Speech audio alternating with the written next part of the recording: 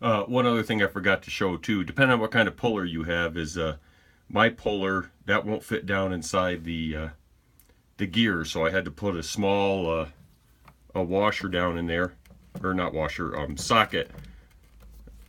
So when I'm doing the pulling, the socket will go down inside the hole, push down on the shaft, and allow me to pull the gear all the way off. So there's the Herzog gear off of that. Again, if you want a better illustration of the difference of the gears, is if you can see the difference in the thickness of the gear. Another thing the Herzog gear has, there's actually two varieties of Herzog gears for these adapters. For the older adapter, you have the Herzog gear. This is a little bit longer, and it's got these flats on there, so you can use it to put a wrench on there. Whereas the newer Herzog gears with the newer couplings don't have these flats on there. Okay. So now what I need to do is, you can see that these screws are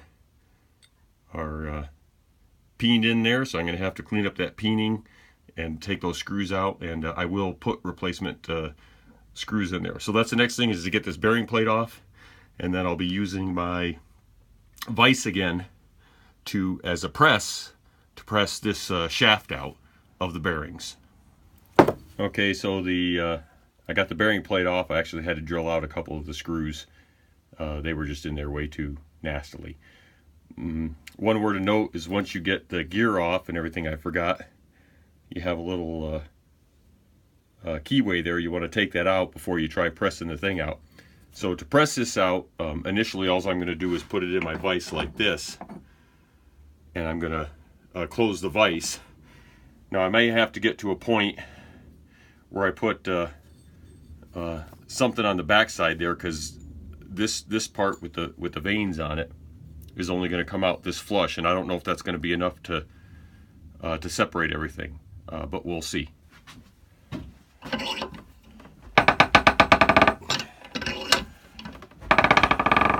As difficult as this coming out, I'm thinking that the bearings might have spun on the shaft. So I hit a point now where the vanes have hit my vise as well. So now I got to figure out a way how to push it out the rest of the way with my vise. I'll get that set up and show you again. Okay, I got it apart, and sorry I didn't show it, but basically all I did is I had it close enough to where I just laid a couple of 2x4s on the ground, did that distance. I put the nut back on it, and I just tapped it with a hammer, and the shaft came out. So you can see it's actually in pretty good shape. It doesn't look like the bearings spun on it at all. Okay, and so here's your Cush drive now. There's a seal right there.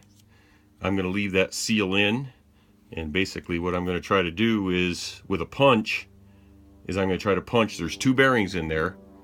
There's a front one. I'm going to try to punch them out that direction, and now there's a spacer between the bearings too, so when you get them going, be careful about that. Okay, so to drive the two bearings out and the spacer between them, basically all I'm using is this punch and a hammer, and I'm taking my time. I'm not going to show you on the whole video, but all I'm doing is going down inside the Cush drive, putting it on the inner bearing race and tapping. And then I'll go and I'll do it like at 12, 3, 6, and 9. And I'll just continue to tap around until those bearings come out. I don't want to show you the whole thing on the video. Okay, I got the bearings out. That's what the Cush drive looks like on the inside. You can look at that seal right there. It's in good shape. I didn't booger it up at all. Again, you get a good contact on the inner race of the bearing going down through there, and if you take your time, those bearings will pop right out. Now, I don't know if you can see it on that bearing. You see all that melted grease and everything? That's all the grease that was inside the bearing. It melts away. On the new bearings, I'm going to take them apart, clean them, and put in a synthetic grease Krytox. There's that spacer that sits between the bearings. You don't want to forget that when you put it back in. And when you do put it back in, you want to make sure it's sitting perfectly square between the two. So when you drive that shaft back down through the bearings, this doesn't interrupt with it. Now I do want to show you a little bit difference in the bearings here. Is that this is the one that was in there. I pulled the seal off, and as you can see, no grease.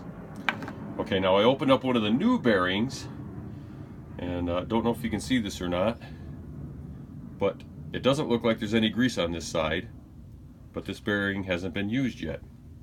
When you look at the other side, that's where all the grease is. And so what I'm going to do is I'm going to brake clean all that out, and I'm going to put a little dollop of Krytox all the way around there.